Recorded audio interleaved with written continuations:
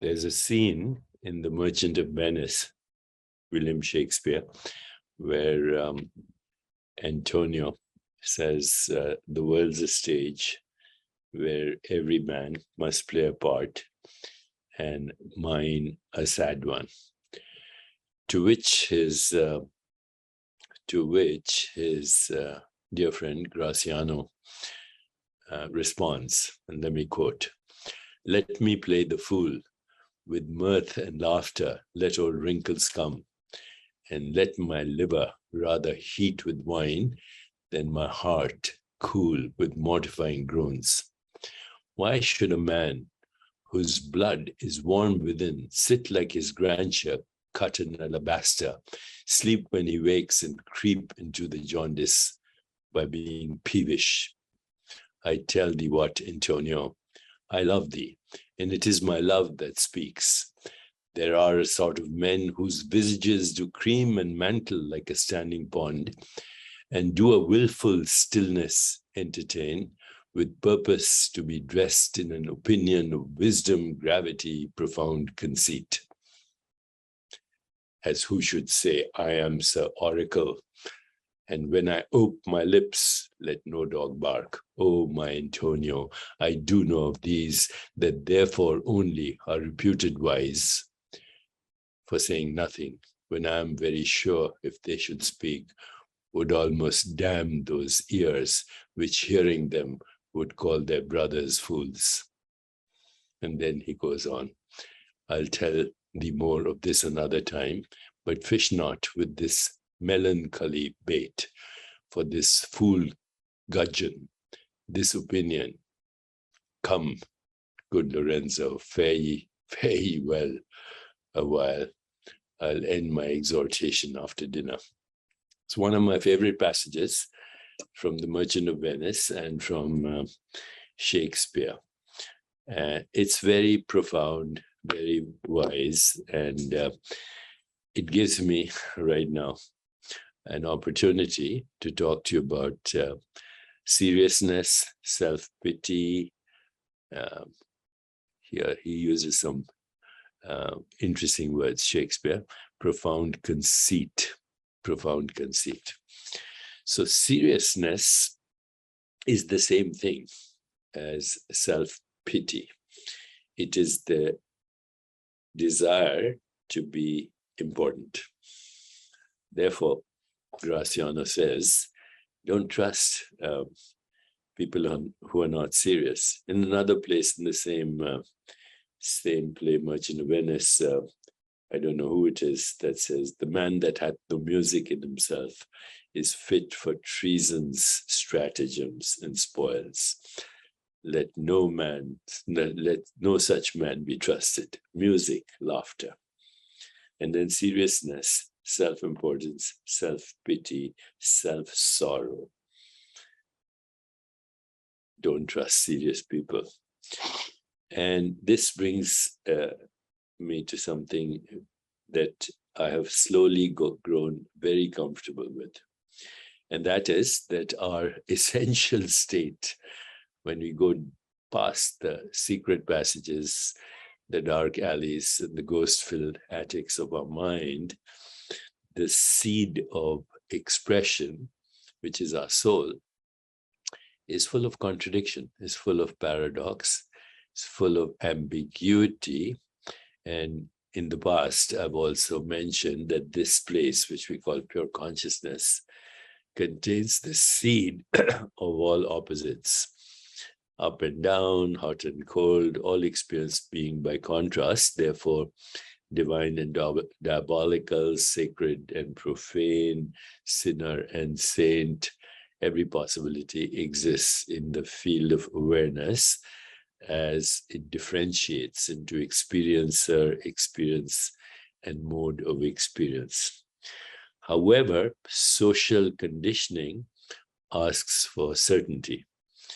Social conditioning asks for, even in morality, conformity, 10 commandments.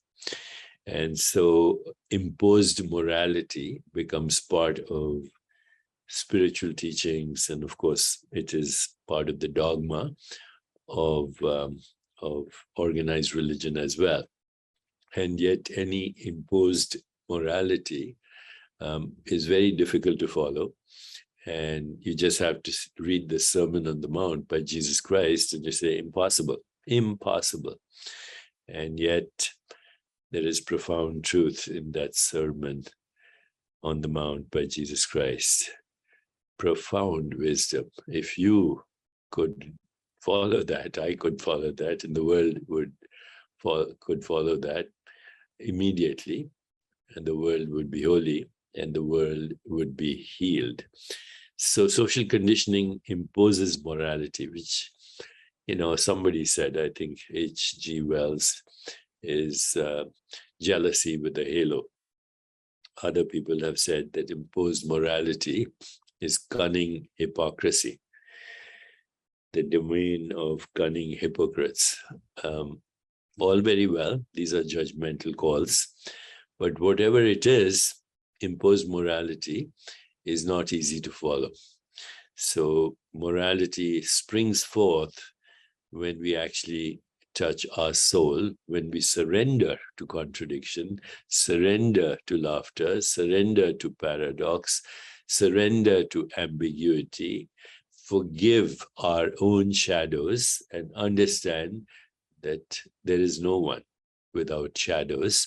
And those are deep, dark secrets sometimes that you're uncomfortable, that if people find out those secrets about you, they won't think well of you.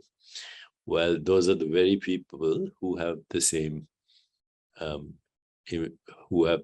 guilt about their own shadows, and they project that guilt onto others in the form of imposed morality. So I think Shakespeare's genius is very well expressed. Let me play the fool with mirth and laughter, let all wrinkles come. And don't trust anyone who is extremely serious and self-important and not comfortable with their contradictions, their paradoxes. Bring them along by laughing with them. That's what a joke is. A joke is a contradiction, a paradox. If I have to explain a joke to you, then it's not a joke anymore, okay? But when your soul, when your deeper self recognizes the paradox, the contradiction, the ambiguity, the sinner and the saint as the same being exchanging notes, as has been said before, the saint has a past, the sinner has a future, and we are all that.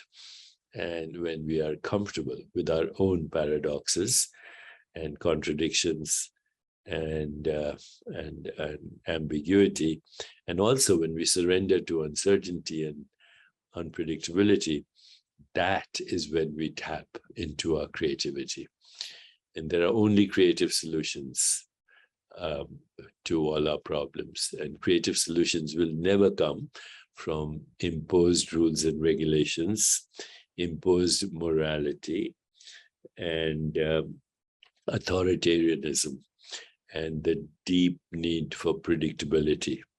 Everything that contradicts, how we access insight, intuition, imagination, creativity, higher consciousness is what we're doing when we rush to conform and when we feel guilty that we are not good enough as we were meant to be, as the religious and moral authorities and even social authorities tell us, this is how you should be.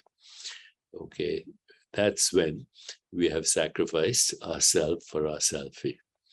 So today's little reflection is about peace that comes from non-judgment and forgiving our own shadows and those of the others. Harmony, alignment with a higher vision for a more peaceful, just, sustainable, healthier, joyful world. Laughter, comfort with contradiction, ambiguity, and paradox and unpredictability. Laughter. And then finally, love, not just as an emotion or a sentiment, but as the ultimate truth. Love. Love is not an algorithm, nor is it something that happens in the mind. As Blaise Pascal said, the heart has reasons that reason does not know. So follow the irrational wisdom of your heart and laugh your way to creativity.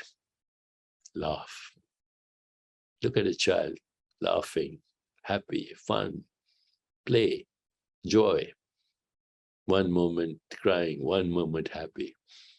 That's being truly human.